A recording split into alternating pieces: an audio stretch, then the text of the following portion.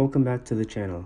So today I'm going to be going over 3 different ways you can approach buying stocks during the correction. And even if we go into a recession, I think these 3 strategies would still be good to follow. So the first option you have when buying during a correction or a recession is to buy one of those blue chip companies that you've been wanting to get for a long time, but it just never seemed to give you a good opening or a good entry point to start a position. So this can be a number of different companies. The first one that comes to mind for me is Visa, since it seems like the company's stock is just always going up. And if you look at their 5-year chart, that's pretty much the case. They've been increasing in price pretty steadily since 2017, and there's rarely been a decline that people have been able to jump in on. During the correction at the end of 2018 is probably the only time someone may have been able to start a new position without having the stock price increase during that time. But now there's a really good opportunity here since the stock has fallen about 30% from its most recent highs. So I think Visa would be a good option for someone looking to pick up a good blue chip company. The reason I like Visa is because of their position within the credit card space. Among the credit card companies, they have the largest market cap. The next largest would be MasterCard. That gives them a good position in their industry. So you know that once we come out of the economic issues that the world is facing right now,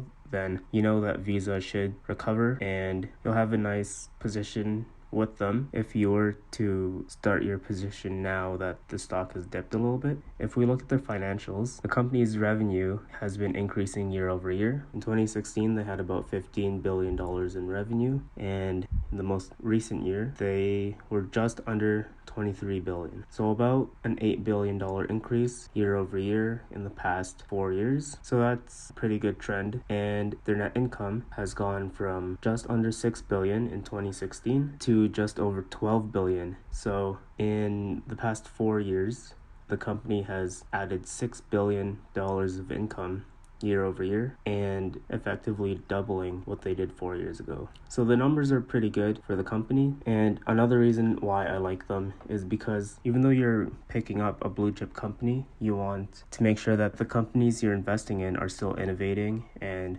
trying to push the company into new spaces and stay competitive with the other companies in their industry. So in January, Visa announced that they were going to buy Plaid, which is a company which connects apps to your bank accounts. So an example of a company that is powered by Plaid would be Venmo. So this gives Visa a new revenue stream and allows them to enter new spaces that they weren't previously in. So that's how I would approach the recession or correction in one way, by picking a blue chip company that's continuing to innovate and push their company into new spaces. So the second option that you have is to buy a growth company. So growth companies are generally the most susceptible to declines during rougher economic conditions. So they might see a big sell-off during these times, and that could be a little discouraging if you have a position with one of these companies. But growth companies tend to recover the quickest after corrections and recessions just because they've fallen so much, and investors are usually recognizing that there's a really good deal on these companies, which allows them to recover rather quickly. And it's always a good time when you're able to buy a good growth company at a discount. So an example of this would be Shopify. I think some might argue that Shopify, even at the low 500s, is still overpriced, but there are companies that people have been calling overpriced for as long as anyone can remember. An example would be Amazon. That's a company that has always been called overpriced, but it's now one of the biggest companies in the world. So when you're looking at growth companies, you want to make sure that the company itself has a good executive team behind it, a good industry that's got a lot of demand and has room to grow in the future. And you want to make sure that the company is in a good financial position to weather the storms during the correction and recessions. So for my growth company during the correction, I'm going with Shopify. I really like the company a lot. They are well known for their e-commerce platform, and a lot of online stores are using them to power their POS systems. And in a time like we have now in April 2020, when nobody is able to go outside, I expect a lot of online shopping to be done. So Shopify should theoretically be able to survive this correction with no problem. And if you look at their financials, you can see that the company is in a very strong financial position. So in 2016, they made just under $400 million in total revenue, and for the most recent fiscal year, they were just over $1.5 billion of total revenue, so a tremendous amount of growth in the company in that sense, and this has been reflected in the stock price. In the past 5 years, Shopify's stock price has gone up over 1,300%, so I'd say a lot of the previous growth that the company has shown is already priced in, but I expect there to be a lot more growth in the future, since right now the company isn't even making a profit. If you look at their net income, and eventually, the tides are going to turn, and I expect that when they do start to produce a positive net income, then more investors will be even more comfortable in buying in. So I like their business from that point of view as well.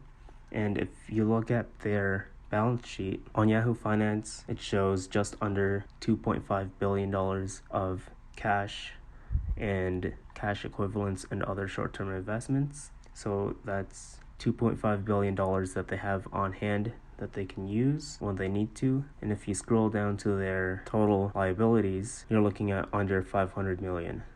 So their balance sheet is very strong and should allow them to weather the storm of this correction. And I really like going on Simply Wall just to see the graphs that they have regarding financial position. And if you look at Shopify's short and long-term positions, their short-term assets completely destroy what their short-term and long-term liabilities are. So you know that the company is in a very good financial position right now, and they currently have no debt on their balance sheet. So I really like Shopify for those reasons. I think they're a good growth company to consider during these times. And finally, we have the third option, which is buying a good value stock which has dipped in price. So theoretically, this would be a stock that you thought was at good value previously, and it may have dipped from where it once was, causing it to become an even better value play. So an example of this would be EQ Bank or Equitable Bank, which is one of the smaller banks in Canada. It's currently trading just under $50 a share, and I really like the valuation metrics associated with the stock right now. So before the correction in the last month, the stock was already a really good value play, but it's fallen quite a bit in the past month. In the past 2 months, I should say. It's been stretching out quite a bit. So the stock has fallen about 55% from its highs before the correction, which is crazy because on Simply Wall, which I'll get to, it shows EQ Bank being undervalued about 80% from fair value. And I think Simply Wall's algorithm for determining fair value is pretty good. So that shows you how good of a deal this could be. So looking at their valuation metrics, we see a trailing PE of 4, and if you remember my previous video, which talks about what I look for in a trailing PE for value companies, I said under 30 is good. So a trailing PE of about 4 is amazing. Forward PE also around 4, just under in fact. The PEG ratio for this company is 0.19. So it's priced very cheaply when earnings and growth are considered. And just a reminder that PEG for value companies should be under 2, under 1 if possible. And this is very close to 0. It's just under 0.2, so that's very good. Their price to sales is 1.75, which is under 2, which is my range that I look at. And their price to book is 0.6, and I normally look for a price to book of under 3. So all of the valuation metrics look very strong with EQ Bank. If you look at their financials, they've been increasing in total revenue since 2016, and they had about $306 million in total revenue 4 years ago, and now they're just under $500 million. So not as much of an increase year over year as the other two companies I mentioned, but definitely still an increase, which is great. And they've been increasing profitability every year for the past 4 years as well. So they have a strong financial position. And just to finish up with EQ Bank, we're going to switch over to Simply Wall. And near the top here, we can see what Simply Wall thinks EQ Bank should be trading at when at fair value. And it says just about $227, which is about 5 times what it's trading now. So definitely, according to their algorithm, EQ Bank is severely undervalued. The one thing I don't like about EQ Bank is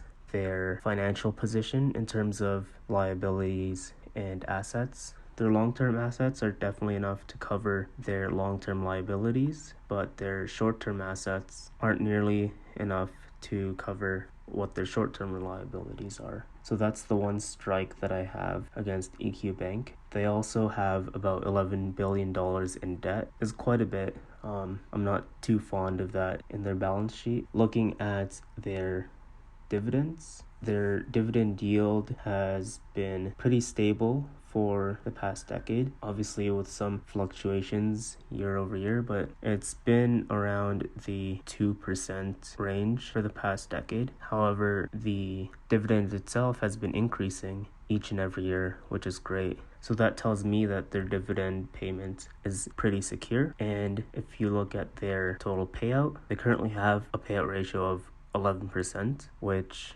I think a good safe dividend company would have a payout ratio of under 50. So even their payout ratio for the dividends is much lower than what I generally look for. So with the exception of their liabilities, I think EQ Bank is a very good company to choose as a value play.